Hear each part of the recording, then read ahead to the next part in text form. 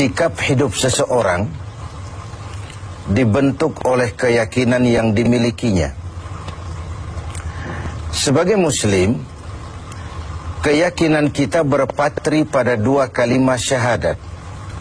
Asyhadu an la ilaha illallah wa asyhadu anna Muhammadar Rasulullah. Kalimat ini membentuk perilaku kehidupan. Itulah ikrar yang kita ucapkan. Artinya, pada saat kita berkata asyhadu an la ilaha illallah, saya bersaksi tidak ada Tuhan selain Allah, kita sudah melaksanakan sebuah ikrar.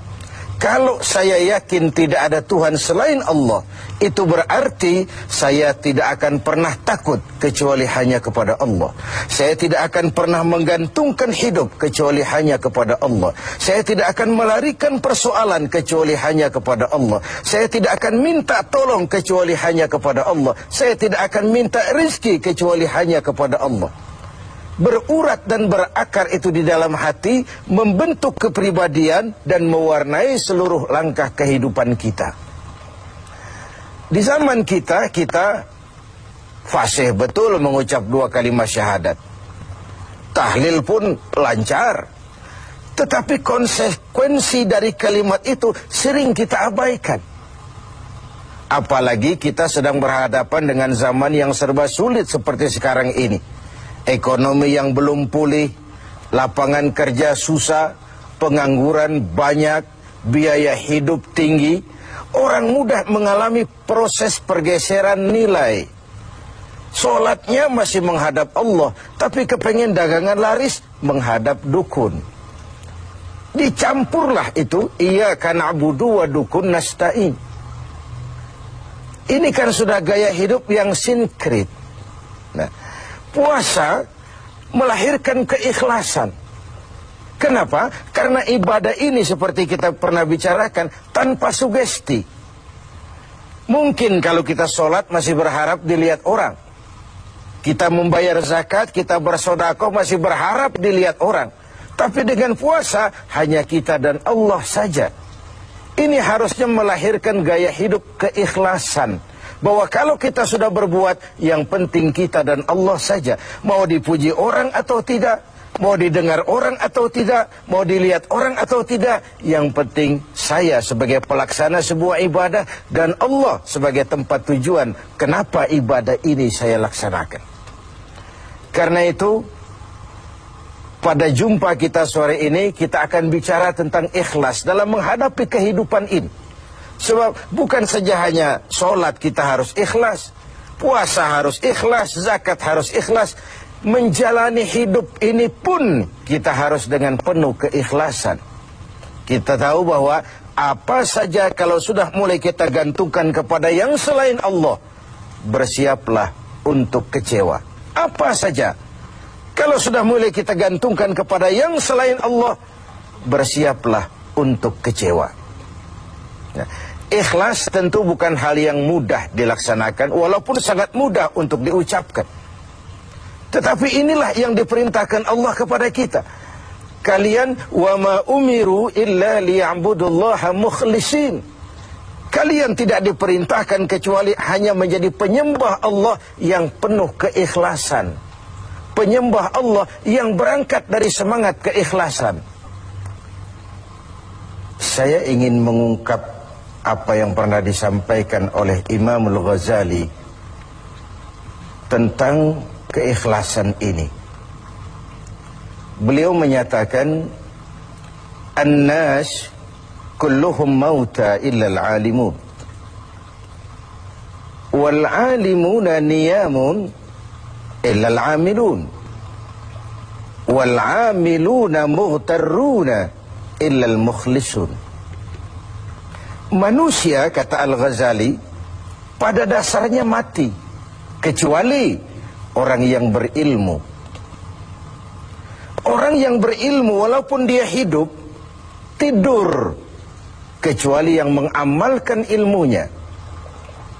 Dan orang yang mengamalkan ilmunya, banyak yang tertipu, kecuali yang ikhlas di dalam mengamalkannya.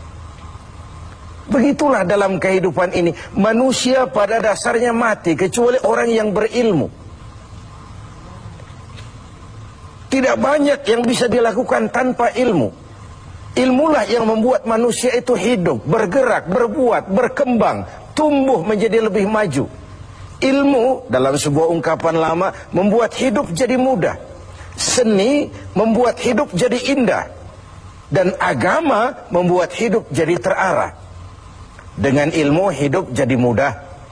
Apa yang hari ini terjadi di benua lain, hari ini juga kita tahu dari kamar kita. Dari kamar kita bahkan kita bisa ngobrol ke luar negeri. Itu kemudahan yang terjadi karena faktor ilmu. Dahulu tahun 50-an, orang kita kalau pergi haji ke Mekah 6 bulan. Kita sudah lupa dia baru pulang 6 bulan. Yang ada cuma kapal laut, sementara Mekah Madinah unta. Sekarang orang berhaji cukup 1 bulan. Kemajuan ilmu yang menciptakan Boeing memotong waktu 5 bulan. Ruang dan waktu sudah bukan masalah. Manusia mati kecuali yang berilmu. Orang yang berilmu, walaupun dia hidup, tidur kecuali yang mengamalkan ilmunya itu. Nah, orang yang mengamalkan ilmunya banyak yang tertipu. Merasa sudah banyak karyanya, sudah banyak ibadahnya, sudah banyak kebaikannya. Mereka banyak yang tertipu, illal mukhlisun, kecuali yang ikhlas di dalam mengamalkan ilmunya itu. Ikhlas itu, itulah roh dari amal yang kita kerjakan. Amal tanpa ikhlas, jasad tanpa roh, mati nilai amal kita. Nah, dan iblis itu luar biasa. Sehingga Nabi katakan, iblis masuk ke tubuhmu, menggodamu melalui saluran darahmu. Persempit jalan masuk iblis ke tubuhmu. Sahabat bertanya, dengan apa ya Rasul? Dengan zikir dan lapar. Saya ingin mengulangi hadis ini. Iblis masuk ke tubuhmu, menggodamu melalui saluran darahmu. Persempit saluran masuk iblis ke tubuhmu. Dengan apa ya Rasul? Dengan zikir dan dengan lapar. Jadi ketika kita melaksanakan ibadah puasa ini, kita mempersempit ruang gerak iblis. Itu makna bahwa kalau datang Ramadan, diikat setan dan iblis itu. Siapa yang mengikat? Ya kita sendiri. Dengan apa? Dengan ibadah puasa. Kita ikat dia, tidak berkutik, memperturutkan hawa nafsu sebagai kendaraan utama si iblis tadi. Jadi kembali kepada soalnya, keikhlasan. Itulah nilai dari amal kita. Nah, iblis datang kepada setiap orang dengan bendera yang tidak sama. Iblis datang kepada orang kaya dengan bawa bendera bakhil. Iblis datang kepada penguasa dengan membawa bendera kezaliman.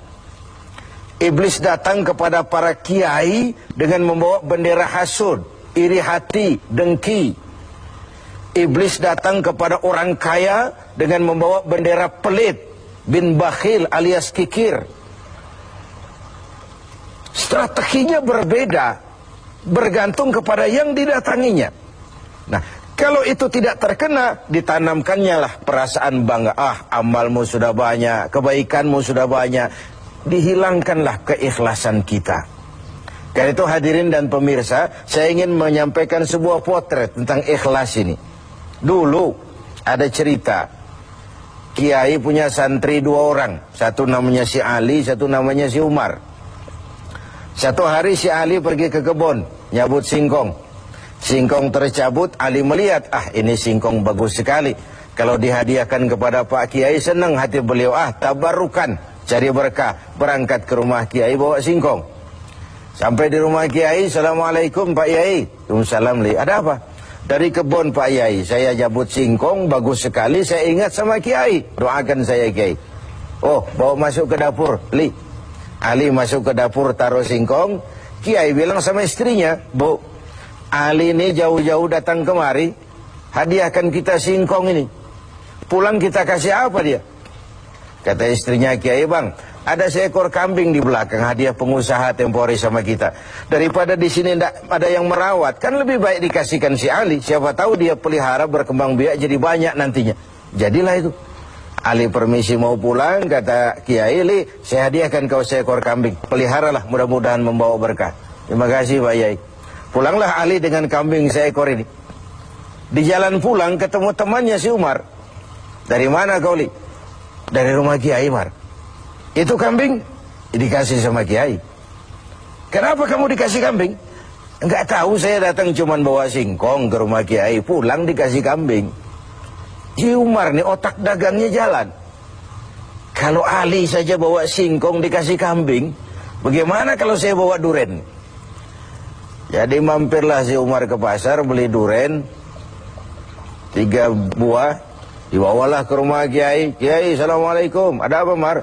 Duren Kiai, ikhlas karena Allah, ikhlas Kiai, silakan. Oh, bawa masuk ke dapur, Mar.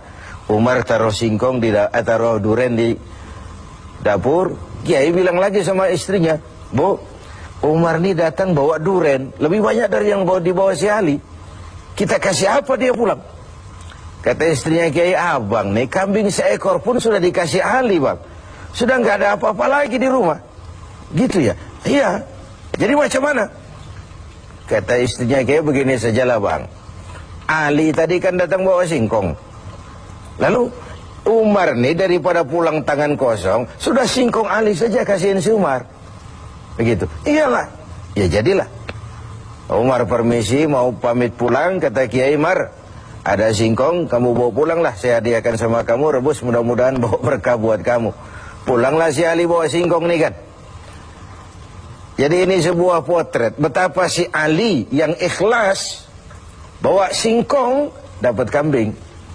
Umar nih yang punya target bawa duren 3, pulang dapat singkong.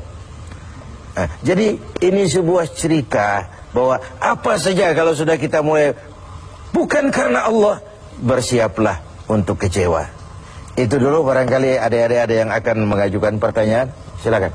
Assalamualaikum warahmatullahi wabarakatuh. Salam. Kiai, ada yang ingin saya tanyakan berkenaan dengan ikhlas. Pertanyaannya, bagaimana contoh orang yang ikhlas dalam berbuat? Ya, contoh orang yang ikhlas dalam berbuat. Saya ingin menyampaikan sebuah cerita saja, tapi agak vulgar. Tapi ini agak mendekati ya. Orang yang ikhlas dalam berbuat itu, mohon maaf, barangkali agak mirip-mirip orang yang buang air besar. Ini saudara-saudara, kalau pagi buang air besar ikhlas enggak? Ikhlas kan? Apa pernah ditengok-tengok? Enggak pernah. Apa pernah berharap balik lagi? Juga enggak. Walaupun malam habis makan enak, makan sate, buahnya anggur, apel, besok pagi dibuang ikhlas. Enggak begitu jatuh terus ditengokin, jangan-jangan satenya ini. Enggak, sudah ikhlas, kurelakan di kau pergi. Begitu kira-kira contoh orang yang ikhlas dalam berbuat. Ini maaf ya, contohnya agak vulgar, tapi saya pikir itu yang agak mendekati. Kalau sudah berbuat ya sudah diikhlaskan saja, dilepas, karena ikhlas itu kan artinya selamat, selamat dari noda, selamat dari kepentingan yang selain Allah, bersih dari kepentingan yang selain Allah. Nah itu yang kita inginkan dalam berbuat. Dan puasa sekali lagi melatih kita untuk menerapkan sikap-sikap ikhlas. Kan kalau sudah kita puasa, yang tahu cuma kita dan Allah saja. Bukan karena ingin dipuji orang, bukan karena ingin disanjung orang, tapi karena melaksanakan perintah Allah berdasarkan keikhlasan. Mudah-mudahan puasa ini semakin mendorong kita menjadi orang-orang yang ikhlas.